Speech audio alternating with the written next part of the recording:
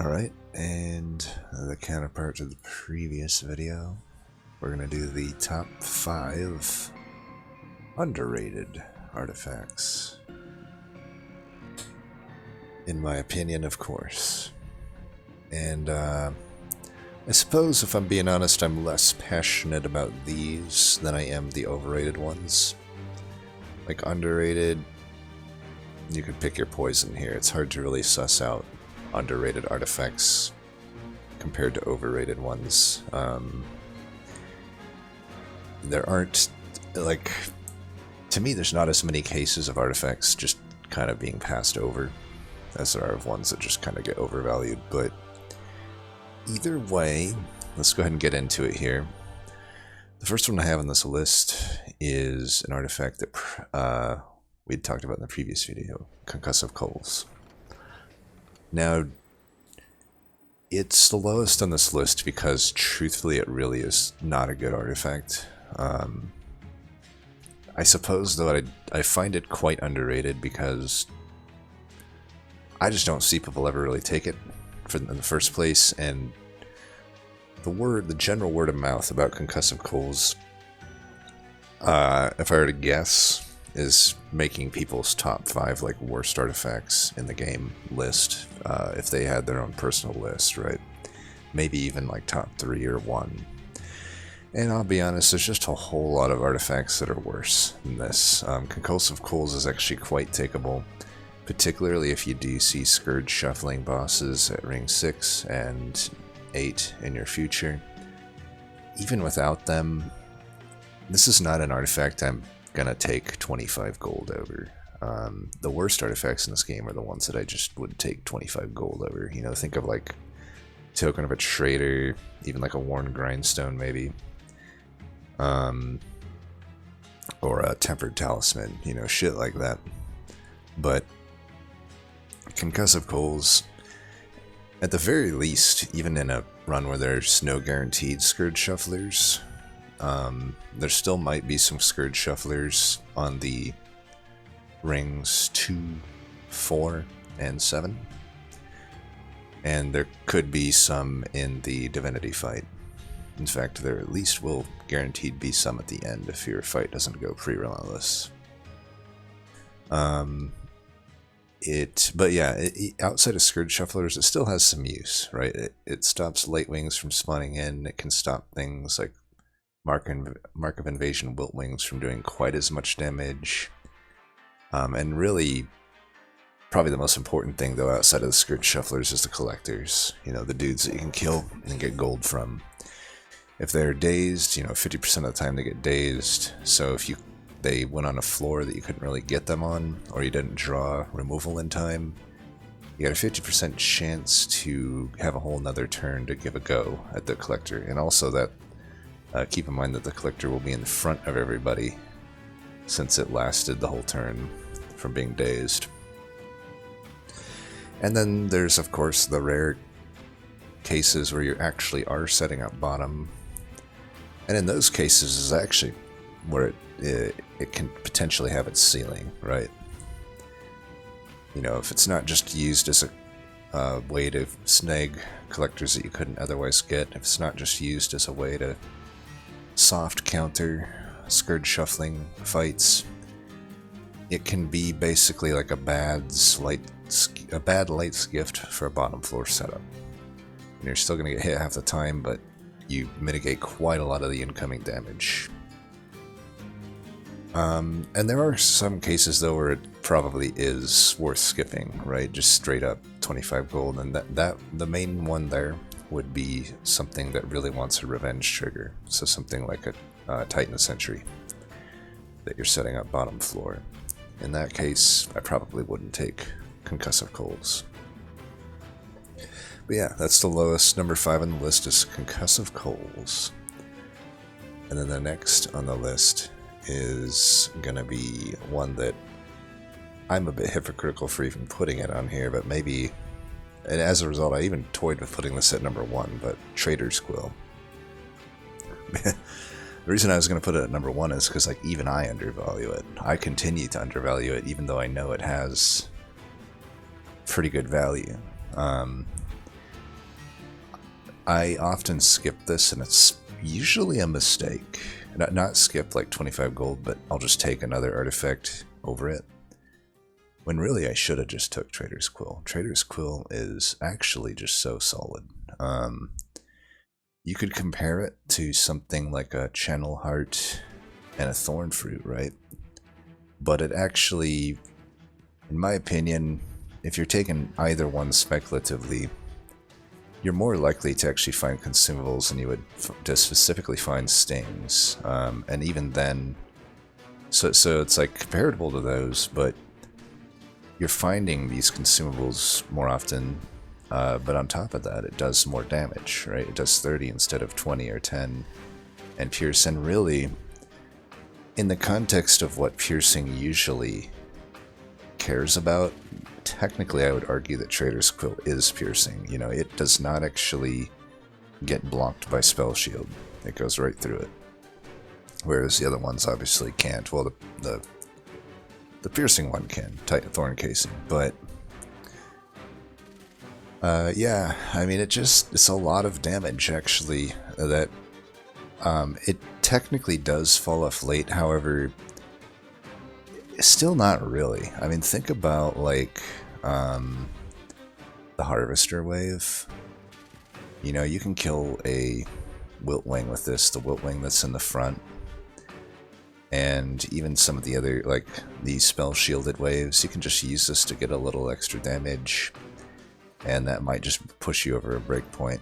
But I will say, the main thing that makes me not take Trader's Quill is usually the fact that it isn't necessarily insanely good in the Divinity fight, but it's all the other fights, really, that it kind of shines in.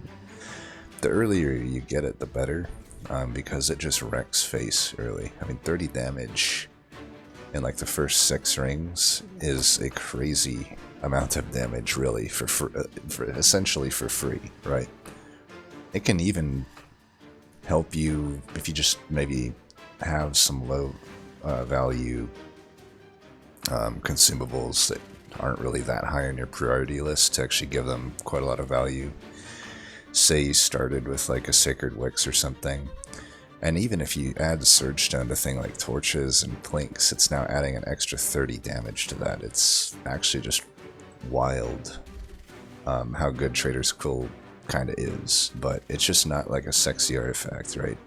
A lot of the artifacts on this list, in fact, I could argue probably, yeah, looking through this, I would say that none of them are sexy. Maybe the next one is, but I think they're all just kind of bland, so people don't want to take them, myself included, a lot of the time, but realistically, it's a pretty valuable artifact, Trader's Quill.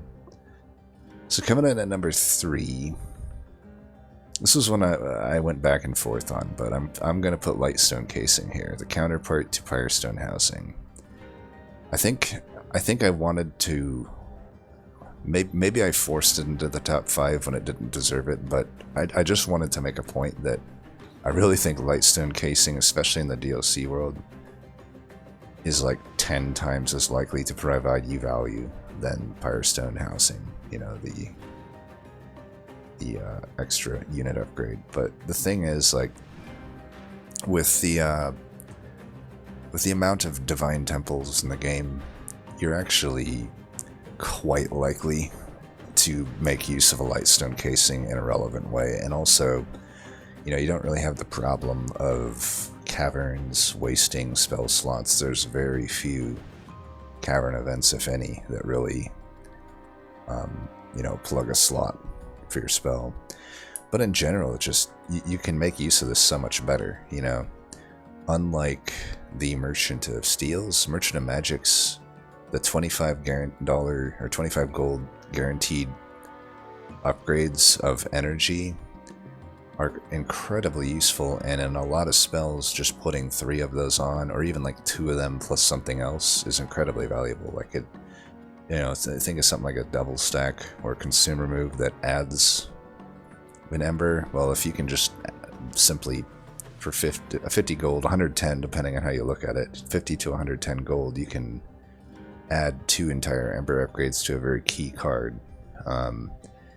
And turns out, if it's a pretty key card, having it cost 1 less Ember every time you play it is pretty impactful to your run. So if only just to get extra ember reductions, Lightstone Casing is totally worth it. But I'd push it a bit further and say that because of the Divine Temples, because there's so many good Divine Temple upgrades typically, and most of the good spells in this game, the real carry spells, think like a Last Stand or something, they can absolutely use Lightstone Casing, and it doesn't even become the win more type of category that something like getting a bunch of Frenzy Stones, in my opinion, would be at a Merchant of Steel. Like with the Last Stand, you have all these different ways you can break it with a Lightstone Casing. You know, you can basically have it on holdover with consume remove and like ember reduction. You can have it spell chained with ember reduction. You can have it spell chained with consume remove, even, like depending on if you can pair it with maybe a -2 energy. There's quite a lot you can do with it. But it fits for basically any sort of 2 to 3 cost spell or more, maybe a 1 harm tome even, but like there's just so many good 2 to 3 cost spells, and a Lightstone Casing just pushes them over the edge. It's definitely just so much better than Firestone Housing. Still not like S tier artifact or anything. I don't really think anything I put on this particular list is an S tier artifact, other than maybe the number one that I end up choosing, but we'll see. So that's number 3, and then number 2, we're going. Notice most of the stuff I have is in the colorless or the clanless section, because it's tough to comment much on the clan-specific ones in terms of being underrated. But this is the first one we're having in really the only one in the clan-specific section, and I'm going to go with Mine Horde here. Tough to know for sure, but I just generally don't think people value this that high. They don't think it sucks, obviously, but to me, this is one of the best Wurmkin artifacts. I think it's almost up there with like the big 3, shall we say. To me, the big 3 are Karuska, Bog Slime, and Echo Seedling. I wouldn't say it's as good as those 3, but I think in the most general of senses, I would put it at number 4 in terms of the artifact. I'm not a huge fan of Hard and Whole, like a lot of people are. There's definitely a lot of value stuff here, but I think Mine Horde is just really, really, really solid. There are so many situations where this is just doing something that, you know, Wurmkin has this specific resource to them. The echoes here, charged echoes, the candy, the JO crystals, but you know, there's no boss upgrade for them like there are all the other resources in the game, right? Like Ember, Pip, and Draw. So really, the only way you can get like a permanent increase to the floor is either Mine Horde or the... what's that? I can never remember the name of it. It's actually rare, isn't it? Unearthed Remains. So that's the only other way you can get like a permanent actual increase on your static amount of echoes. I don't really count Kinstone the same way. You know, it's not actually... all it's doing is helping you with extract heavy decks, but like this one's legitimately helping you with everything. You know, to actually increase the total amount of echoes that can carry over between turns. You know, think of it in like the context of a Spine Chief Corruptor or even a Decayer. It's that much damage minimum once you fill up your echoes, which you will easily in any proper deck. Times however many floors that it's relevant. You know, for a Decayer, that might actually get you value up each floor, right? With Corruptor, it's probably only the floor you're on, but even then, it's like, I mean, that's essentially saying give plus 20 damage to my whole entire extra floor of units. That's 20 more damage you would have if you didn't have this artifact.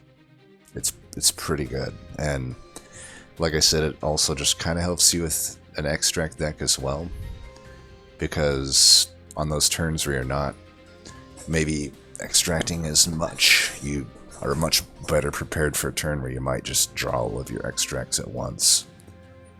And yeah, it helps with eggs kinda as well, in a weird way. Like, it just allows you to prep a floor if you don't have the egg early. It basically just helps with literally everything you want to do with Wormkin. It just can't ever be bad, the Mine Horde. But even on top of not being bad, it just like I could take an Encased Divinity and never make it use of its thing, right? I can just if I don't extract, there's really just no use to it other than it's like just one echo extra at the start. But with the Mine Horde, I can't think of any situation where I wouldn't make use of this to some degree.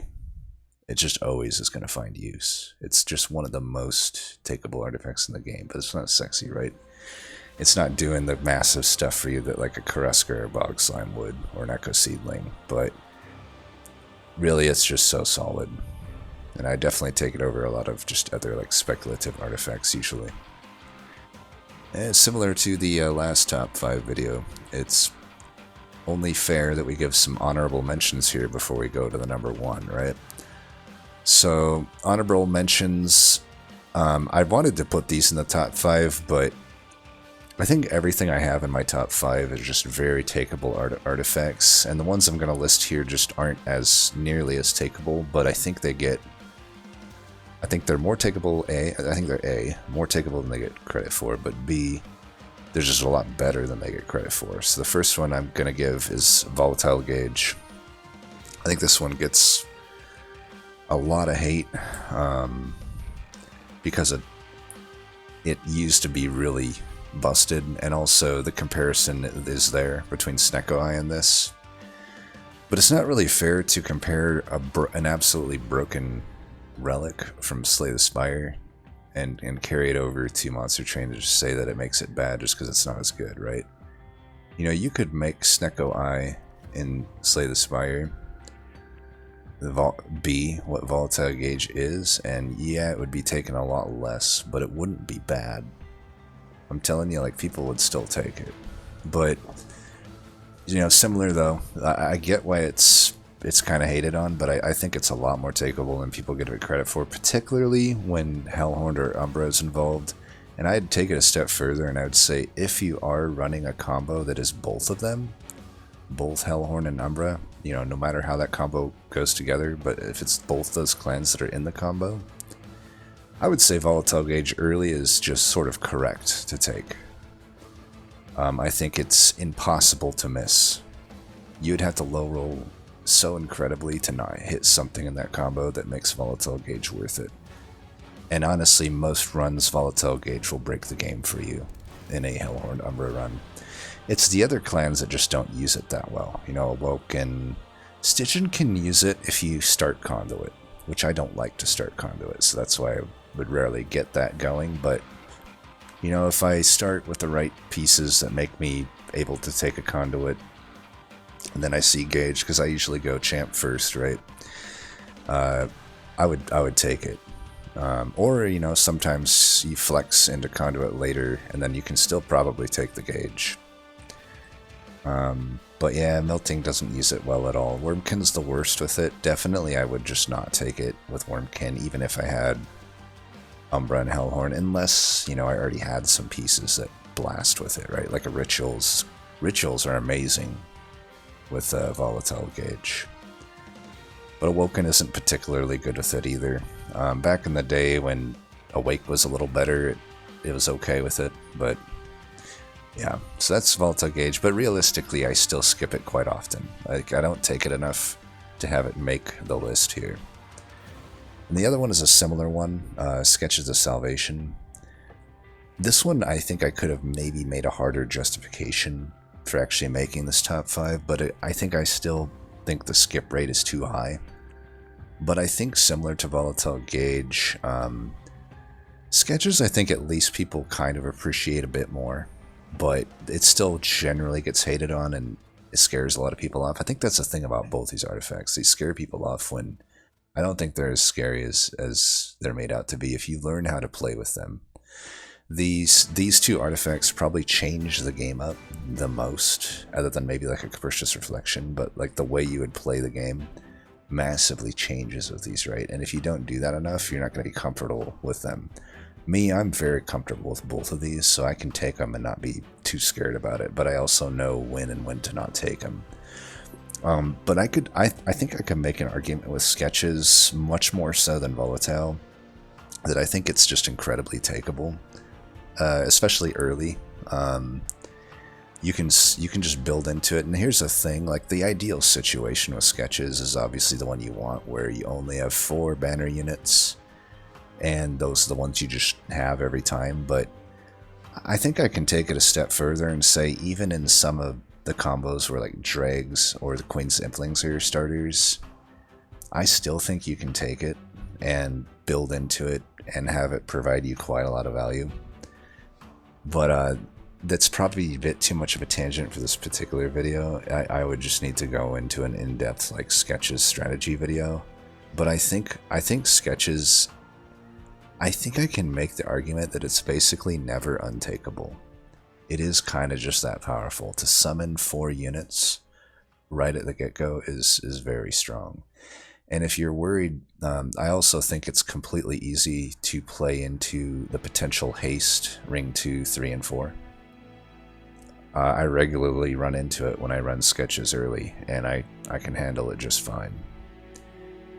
You know, if you prepare for it, you know, if you know that it might be coming, similar to like preparing for stealth boss that you do normally, it's absolutely fine. But you know, those are my honorable mentions. I really like these artifacts. I think they're really fun, and I don't think they're bad at all. I think they provide quite a lot of value, but they're not always takeable. I know I did just say that I think Sketches is probably always takeable, but in real practice, I still skip it quite a lot. I hadn't planned on doing another honorable mention, but I'm just gonna just to briefly touch on it. I kind of thought about putting Resonant Shard on there because this one was hard for me to gauge, because I think I see it skipped in a lot of situations where it made me maybe say that I could justify it to this list, but I think most people know how powerful this artifact is. This is an absolute S tier artifact. I'll briefly put it in the honorable mentions though, just in case people don't understand that. If they don't understand that this is just insanely good, then I'll just sit there. I'll let it sit there in the barely in the honorable mention group and just let it shine, because yeah, an extra damage per rage turns out to be quite insane in any Hellhorn deck outside like 5% of them maybe. But yes, now it's time to get to the number one. The number one most underrated artifact according to me, and that is Faulty Loader. This is one where when the DLC first came out, I thought it was shit. I was like, God, man, there's some bad artifacts. I thought it was legitimately bad, but my evolution over time on how I view this artifact has only just gone up. Like, the bar graph is just a mountain and the peak is to the right. We don't even know where the peak is, but like, I'm just continually impressed by this artifact. I think it's one of the most takeable artifacts in the game. There isn't much of a ceiling there, but I think this is like the Titan channel of artifacts to me. It's like the ceiling isn't there, but the floor is just amazing. I think the earlier you get it, the better. It does fall off a little bit toward the end. You know, it's still great though, in my opinion. Like, it's especially good into Scourge, like Scourge Shufflers, like Scourge Felon, Seraph Diligent, but because it does just kind of hard counter the first wave of Scourge Shufflers. But it's not, you know, unlike Concussive Kohs, where I think the main benefit it does give is kind of soft countering Scourges. I think Faulty Loaders gives you a ton of value to everything. Like, you know, if it's early on, it literally makes half of the waves nullified. There's only 2 waves in the first 2 fights, right?